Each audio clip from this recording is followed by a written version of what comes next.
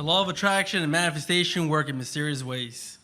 So damn mysterious that sometimes it can get you into trouble. Luckily for me, I love trouble. Trouble is my middle name. I'm kidding. Carlos is my middle name. And 18 years ago, my cousin Alejandro, or Alex for short, got his ass deported to Mexico. It was in 2005 when I realized how dangerous manifestation can be.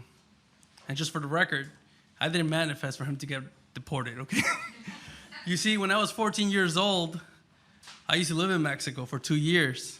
And him and I used to ride our bikes everywhere. We used to play soccer every day. He introduced me to a lot of his friends who eventually became my friends. He also introduced me to alcohol. We were 14 years old riding our bikes, and for some odd reason, we stopped at this beat-up shop, and he asked me, "Do you want to try one of these?" It was a Caribe. It's a wine cooler. They had all kinds of flavors. Peach was my favorite. And we would sit outside this store and drink one wine cooler each, surrounded by these beautiful plants and subtropical trees. But I'm getting ahead of the story, because the reason I'm here is to talk to you guys about the importance of having sufficient communication skills to get yourself out of trouble that you may have brought upon yourself for manifesting carelessly, if that makes any sense for any of you. As soon as he got deported, I went to Mexico, and we partied it up. We went to see our old friends, we made new friends, we played soccer, and we went to this beat-up shop surrounded by beautiful plants, subtropical trees, and this time we drank more than one wine cooler. And I remember him telling me, "You remember how many times we talked about this, that one day we'll be back here drinking this like in the good old days?" And I was like, maybe we did manifest for him to get deported, right? But that's not the case. We were having a great time in Mexico, but there was something missing from this trip. You see, 18 years ago, I was a very different person. 18 years ago, I used to smoke a lot of marijuana. And 18 years ago, society was very different, because in the US, they would just call you a stoner, hippie, pothead. But in Mexico, you were the worst of the worst. They would consider you to be a criminal in the making, a kidnapper, a gangbanger. So it wasn't too easily available, especially where I lived. But I had some really bad friends that I used to hang out with, and I talked to them. I was like, "Hey, can you get me some mota?" Because mota is slang for marijuana. And they looked at me disappointed, concerned. They're like, "Dude, we don't do that, man."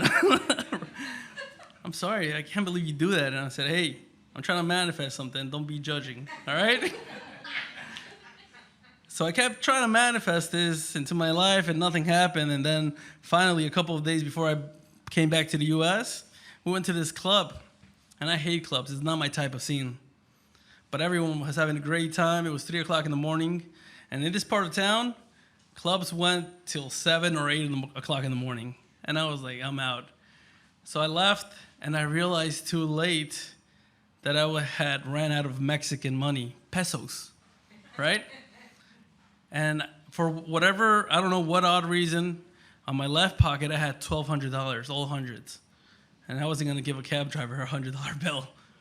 So I walked home for about an hour, and I realized again, a little bit too late, that I was in a very shady part of town. I had to go to this place. In the morning, it was filled with commerce, but at night, this part of town had a lot of gang members in this corner. I know they were gang members because we know the name of the gang. I'm not gonna say it in case they see this. But as I realized, it's already too late. I'm like 100 feet away. They have all locked eyes on me. So I said, I'm gonna use my communication skills to get myself out of this rut. So I listened, because listening is one of the most important components in communication. And I listened to my intuition, and my intuition said, walk across the street towards them and talk to them. And I did that. I fixed my posture, and I walked confidently, because it's all about body language too, right? And I looked at the biggest dude, and I said, "Hey, tú, ¿tienes mota?" And he said, "¿Tú quieres mota?"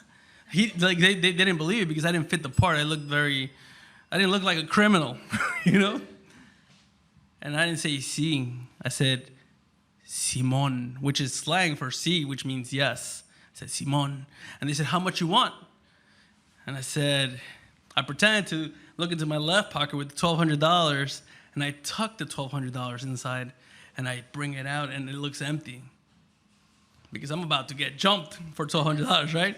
And then I said, oh, there's nothing there. So I pull my right pocket out, and I bring these 5 pesos out, which is like 50 cents, I think, worth in the U.S. And I said, "Do you have 5 pesos?" And they all burst into laughter. They're laughing their asses off so loud that the ringleader came out and said, "Hey, what's going on?" And he said, "This guy wants some mota." And he said, "How much?" And he said, 5 pesos. And he starts laughing. He goes back inside, comes outside, and gives me what's worth about $300 worth of marijuana. back then, right? And I look at him, and they're all laughing. I'm like, "This is 5 pesos?" And he said, "Dude, get out of here, man. Just get out of here." And they're laughing at me. Everything slows down. I walk through them, all these criminals, gang bangers or whatever. And they're thinking I'm broke. I just jumped them for $300 with my words. And ever since then, I was like, communication skills are very important.